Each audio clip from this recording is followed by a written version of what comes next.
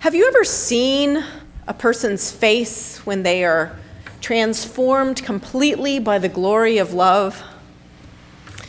It's amazing. I'm sure that's why so many writers throughout time have tried to capture those special moments in words.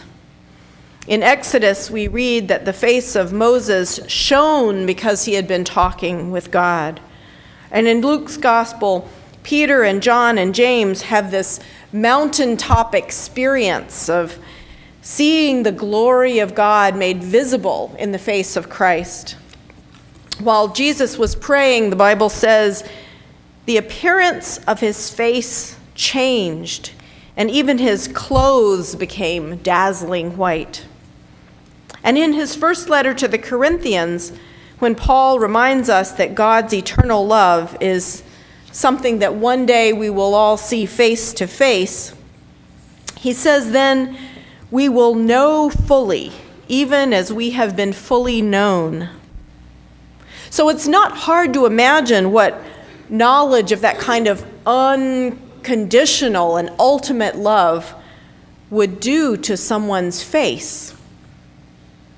Well, maybe it's because it's Valentine's Day, but I will never forget the memory of my husband's glowing, beaming face when I walked down the aisle toward him on our wedding day.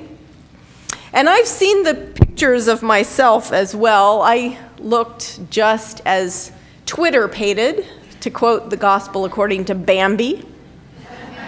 You remember that scene when Bambi falls in love and Thumper falls in love, and even that skunk Flower finds the perfect mate for himself, as did Pepe Le Pew, of course, but that's a different story entirely.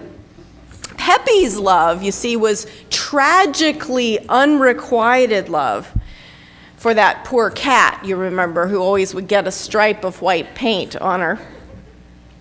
But that was the whole point of that story. Pepe's endless chasing after his lost love captures one great truth about romantic love, the kind Valentine's Day is famous for. No matter how much you try to contain it or package it or save it for later, you just can't put real, true, and forever love in any kind of box, heart-shaped or otherwise. You can try, but you just can't ever quite hold on to those precious moments of transcendence when the glory of love shines all around us. That's what makes Peter, I think, so charming in this miraculous transfiguration story. As Jesus prays, he becomes radiant with the glory of God's love, and these miraculous visions of Moses and Elijah arrive. But all poor Peter can think of is to try to build shelters for his Bible heroes to live inside, a kind of holy clubhouse at the top of the mountain. His instinct, you see, when the vision begins to fade for him, is to literally try to capture the moment and keep it forever. We read that just as they were leaving him, Peter said to Jesus, "Master, it is good for us to be here. Let us make 3 shelters, one for you, one for Moses, and one for Elijah," not knowing what he said. You see, Peter doesn't know, but Luke knows, and we know, the power of God's love is too great to be contained. The glory of God's love is something special. It overwhelms and contains us, not vice versa. Luke says that while Peter was speaking, a cloud came and overshadowed them, and they were terrified. I think they were right to be afraid, because there is nothing so glorious and awesome as God's love. Our own human love is always just a reflection of that love, something seen in a mirror dimly, as Paul would say. God's love is strong enough to hold us and to never let us go. It is utter futility for us to try to manipulate it or control it or to keep it for ourselves. In the face of God's love, in the face of the glory of that love, the wise thing to do, the only thing to do, is to surrender to it. But like Pepe's reluctant girlfriend, and like the disciples with Jesus on that foggy mountaintop, we too often, I think, run away in fear. We are paralyzed by our doubts.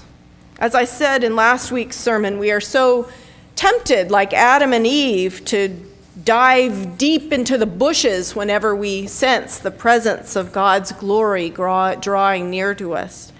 And that is tragic because God so loves us and so wants us to run into God's arms. I love those familiar words of Psalm 100, one that we had to memorize when I was small. Know that the Lord is God. It is God who made us and not we ourselves.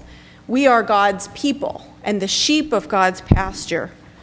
For the Lord is good, and the steadfast love of the Lord endures forever. God's steadfast, eternal love is one love, the one kind of love that can be trusted to never, ever let us go. The Lord never gives up on us. Children go astray and leave us. Lovers cheat on each other. Husbands and wives get divorces. Friends betray friends. And parents do even sometimes disown their children. But not God. God is faithful forever. The Hebrew word that's used here is chesed, most often translated as steadfast love or the mercy of God. It's closely related to its Greek word charis, again translated into English as charity.